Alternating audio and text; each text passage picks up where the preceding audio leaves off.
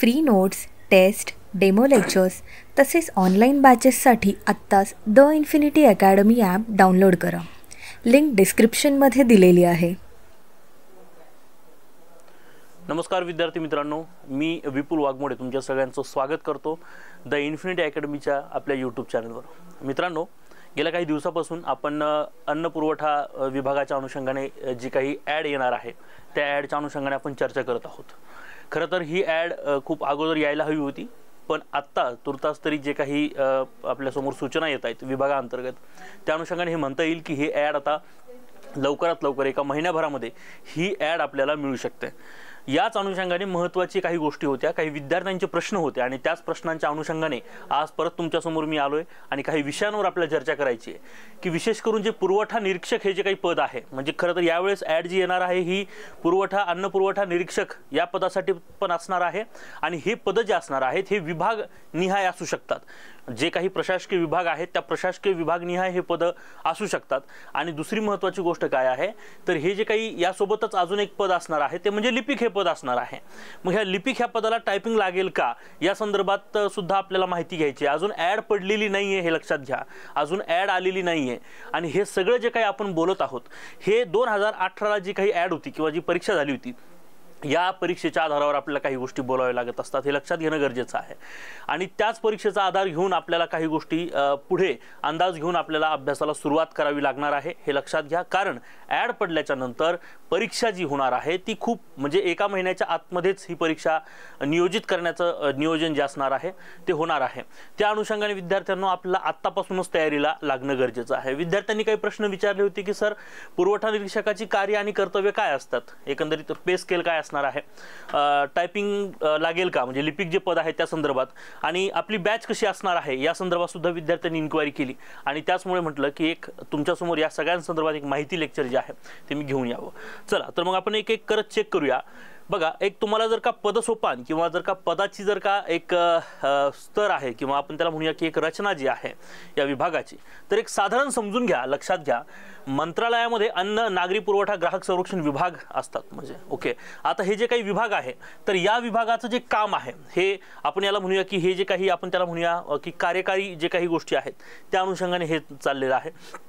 आणि हे कशा प्रकारे स्तर जो आहे आपण त्याला म्हणूया की अन्न व नागरी पुरवठा, आपण त्याला म्हणूया की अन्न नागरी पुरवठा जो आहे तो अगदी तळागाळापर्यंत अन्नधान्याचा व्यवस्थित पुरवठा होण्यासाठी जे काही कार्य असतात हे कार्य या प्रकारे होत असतात. बघा, मंत्रालयीन स्तरावर वित्तीय सल्लागार आणि उपसचिव असतात, हे लक्षात घ्या. म्हणजे हे तुम्हाला एक माहिती असावी म्हणून मी तुमच्यासमोर मांडतोय.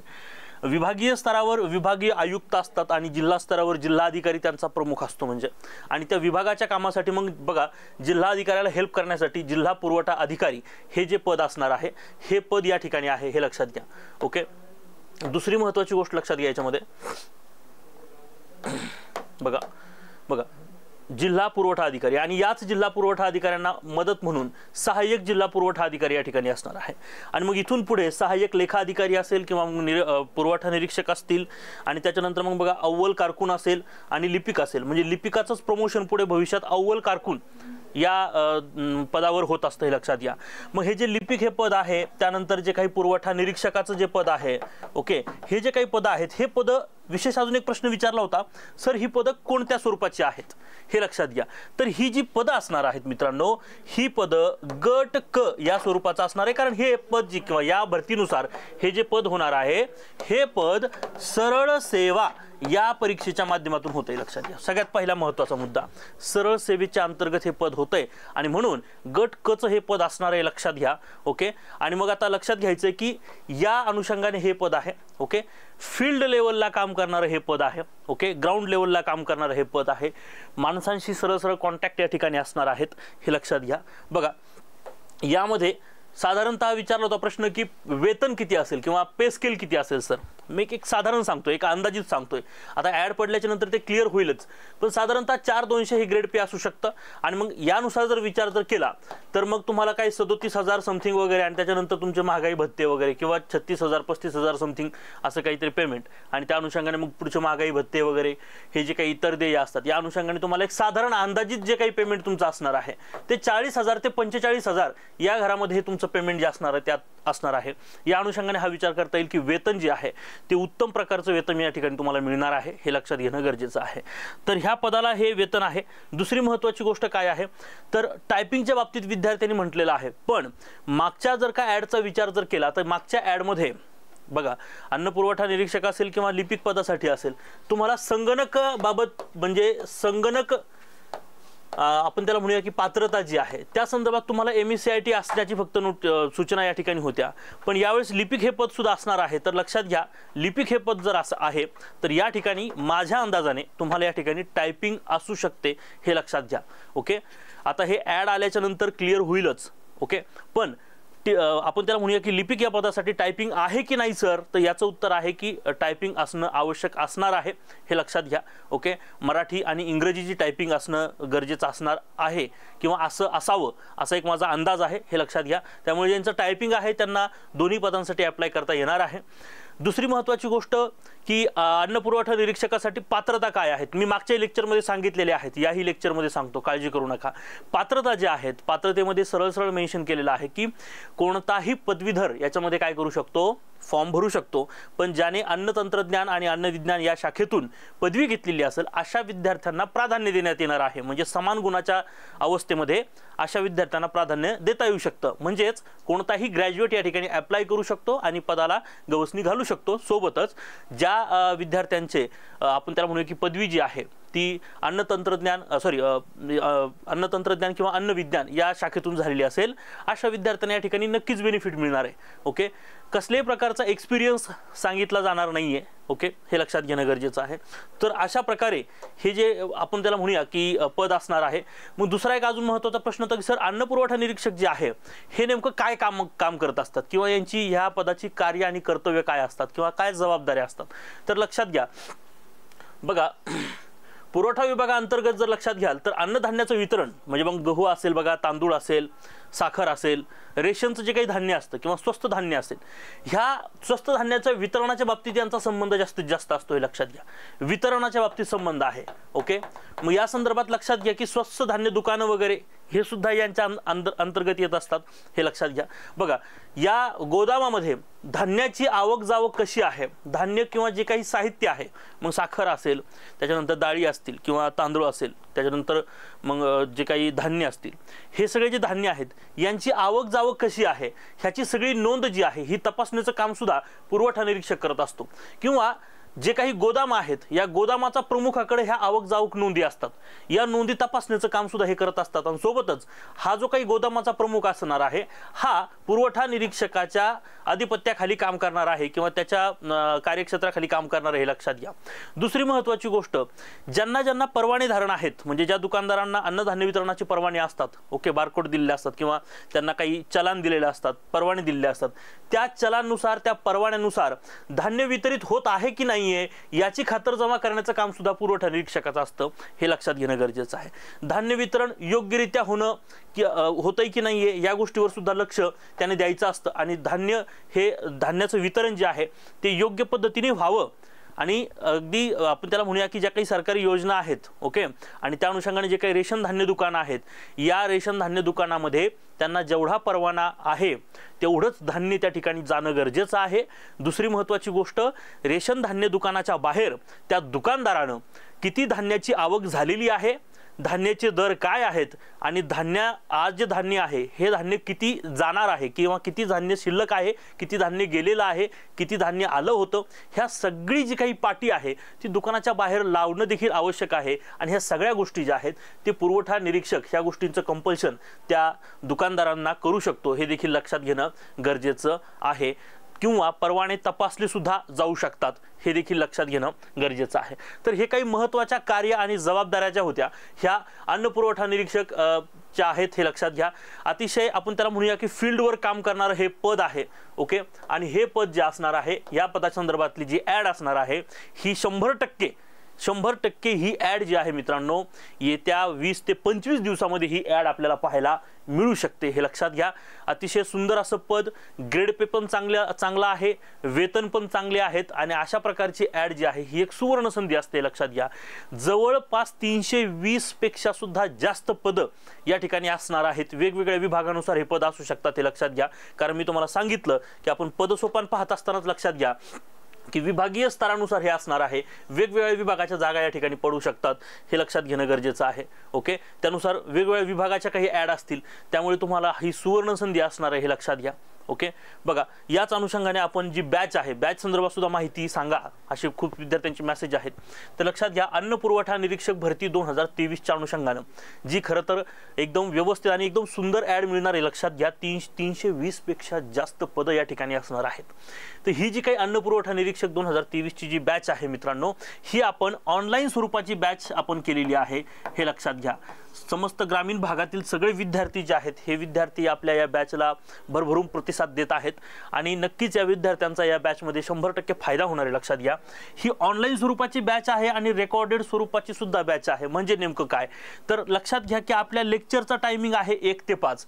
या वेळेमध्ये जे विद्यार्थी तिथं हजर असतील त्या विद्यार्थ्यांना हे लेक्चर लाईव्ह पाहता येणार आहे. ओके, शिक्षकांसोबत तुम्हाला प्रश्न उत्तर करता येऊ शकणार आहेत. पण जर का समजा काही कारणामुळे काही विद्यार्थी जॉब करत असतात, काही विद्यार्थी पार्ट टाइम जॉब करतात, काही गृहिणी आहेत, काही माता भगिनी गृहिणी आहेत, त्या घरकाम म्हणजे घर वगैरे सगळं सांभाळून नंतर अभ्यास करतात, त्यांना जर का वेळ मिळत नसेल तर अशांसाठी सुद्धा आपण एक नियोजन करून ठेवलं आहे की जर त्या वेळेत ती बॅच बघता आली नाही तर ते लेक्चर तुम्ही तुमच्या निवांत वेळेमध्ये कधीही बघू शकता आणि ते कितीही वेळेस पाहू शकता, हे लक्षात घ्या. अशा स्वरूपाची बॅच जी आहे ती विद्यार्थ्यांना तुमच्यासाठी आपण उपलब्ध करून दिलेली आहे. दुसरी महत्त्वाची गोष्ट, आपण हा कालावधी 60 दिवसाचा ठेवलेला आहे. मी मागच्याच लेक्चरमध्ये म्हटलं होतं की ॲड कधी येणार, तर मी म्हटलं होतं की साधारणतः जून महिन्याच्या 15 तारखेपर्यंत आपल्याला ॲड पाहायला मिळू शकते. आणि ही असं जर होत असेल तर आपल्या लक्षात घ्या, जुलै महिन्याच्या 15 पर्यंत आपल्याला परीक्षा जी आहे ही परीक्षा होऊ शकते. लक्षात घ्या, ही ऑनलाईन परीक्षा असणार आहे. IBPS ही परीक्षा घेणार आहे. सिलेबस काय आहे या संदर्भात सुद्धा मी सांगितलेलं आहे. कोणते पुस्तकं वाचले गेले पाहिजे या संदर्भात सुद्धा एक सेपरेट लेक्चर मी घेणार आहे.